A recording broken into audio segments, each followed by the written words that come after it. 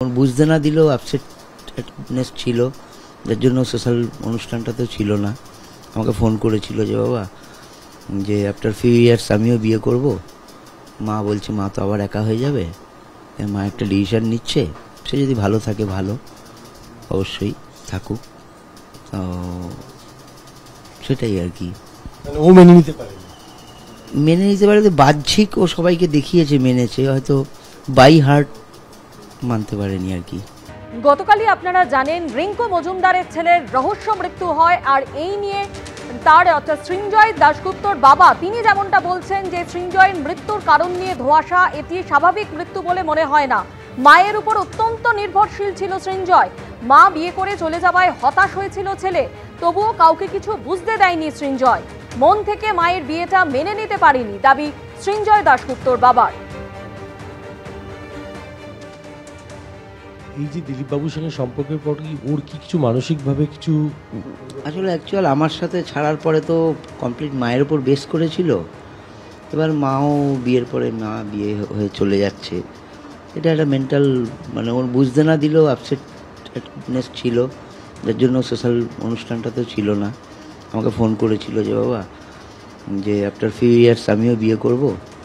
মা বলছে মা তো আবার একা হয়ে যাবে, মা একটা ডিসিশন নিচ্ছে, সে যদি ভালো থাকে ভালো, অবশ্যই থাকুক।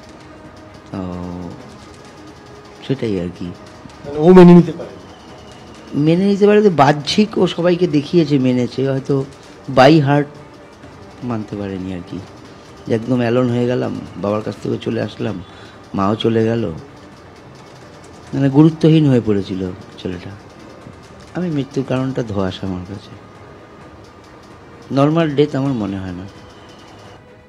দিলীপ ঘোষের স্ত্রী রিঙ্কু মজুমদারের প্রথম পক্ষের ছেলের রহস্য মৃত্যু। আগে থেকে ড্রাগের সমস্যা ছিল, কাউন্সিলিং চলছিল, জানালেন দিলীপ ঘোষ। গতকাল নিউ টাউনের ফ্ল্যাটে সৃঞ্জয় দাশগুপ্তের দেহ উদ্ধার হয়। আমার জানা নেই অতটা। সকালবেলা খবর আসে ওর মা রান্না করছিল, 10টার দিকে হবে বোধ হয়, আমরাও বাড়িতে ছিলাম। হঠাৎ ও খবর পেয়ে চিৎকার চেঁচামেচি করে সঙ্গে সঙ্গে বেরিয়ে যায় গাড়ি। আমাদের একজন ছেলে ছিল, তাকে সঙ্গে পাঠাই, আমি সঙ্গে যাইটুকু। তারপরে গিয়ে দেখি সায়েন্সলেস, তারপরে হসপিটাল, ডেথ ওখান থেকে ঘোষণা করে। তারপরে বাকি যে সরকারি সিস্টেম আছে, পোস্টমর্টেম আদি হয়।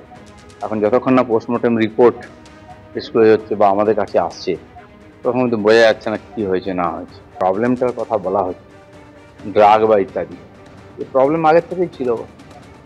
আমি শুনলাম যে ওর কাউন্সিলিং চলছিল, ওর অফিসে ডাক্তার আছে, চেষ্টা হচ্ছিল ঠিকঠাক করার। আর কি কারণ হতে পারে, হঠাৎই একদিন হয়ে গেল, কারণ একা তো ছিল না, দুদিন হয়েছে, বাকিরাও ছিল সঙ্গে। কেন হলো কি হলো সেটা পুলিশ দেখি জিজ্ঞাসাবাদ করেছে, বাকি রিপোর্ট এলে বোঝা যাবে ঘটনাটাকে। একটা তরতাজা যুবক, সব দিক দিয়ে ফিট, সব ভালো। এখন কি চলছিল ভেতরে জানার সময়, আজকে যে আমরা দেখছি যুব সমাজের মধ্যে নেশার যে প্রভাব, তার এটা একটা নমুনা।